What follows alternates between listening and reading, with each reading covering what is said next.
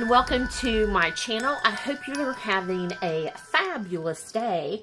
I have a project share for the Wickedly Crafted series, which is hosted by my crafty BFF, Robyn Pitts of Sir Chauncey Rocco Creative Design. We have a special sponsor for the month of August, which is Miss Kate Cuttables. They have an online store, which I will have linked in the description box below.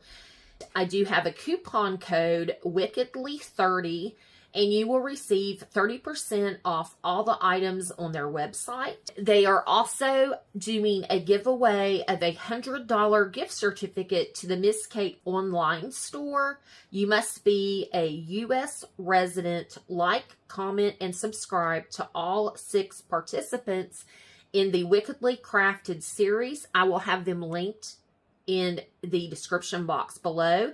You must leave a comment, enter me in the Wickedly Crafted giveaway on Robyn's video of August the 7th, 2026. And the giveaway closes on August the 12th, and the winner will be announced on August 14th. And the rest of the ladies in the collaboration will host their own giveaways. For my giveaway, I am going to give away a $20 gift card. The paper collection that I chose from Miss Kate was this adorable spooky season paper. So they sent me the 12 by 12 paper, which came with a sticker sheet.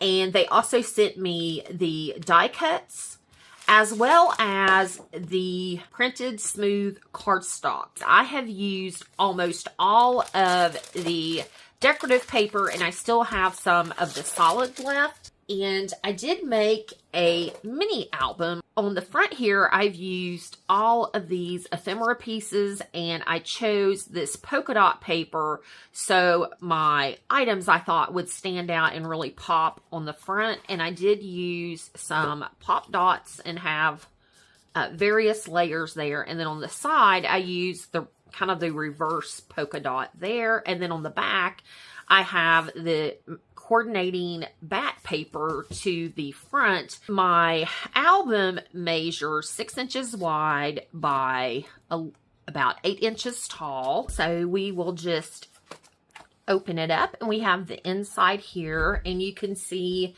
all of the gorgeous papers. And with the traditional Halloween colors, I love their addition of this pink. Here on the inside front cover, we have this plaid, and it opens like so, and I love the adorable little ghost. And then on these, it just opens like this, and I have a little tuck spot underneath here and here, and then these just close back like so. And then this opens like this, and we have some photo matting, and I added some of the stickers, and then we have this really pretty paper here, and just closes like so. And I did use magnets. And on this, we have a cut apart, and it opens like this. And this is the smooth printed paper, so it is smooth to touch, but it does have a linen or canvasy look to me. And then I have the plaid that I thought went well with the yellow here. And then we open it up, and see all of the pumpkin paper, and then we have the little ghost on the orange and the polka dot. It opens like so. I used the orange ghost again, and then we've got the really cute boo paper. It's just a fun collection for Halloween. And then this page, we have some more photo spots, and then the ephemera pieces here. I loved the little pumpkins, and of course these little ghosts are so adorable. And then this page opens like this, and this one like so. So it has a mirror image. The ghosts are just carried throughout in their theme. And then we have our little haunted houses. And I use some of the stickers from the sticker sheet there just to decorate the stripes. And here I have some of the cut aparts I just put in the pockets. And then on the back we have the fun pumpkins. And here we have October 31st, and then spooky season and Halloween. And then on the back, it's more of the pumpkins. And then on this page, we have the pink ghost. And it opens like this to see some more of the ghost on the pink background. And then the boo paper once again. And then at the top, we have the ghost. And I have some more of the cut-aparts with the bats. And then that plaid.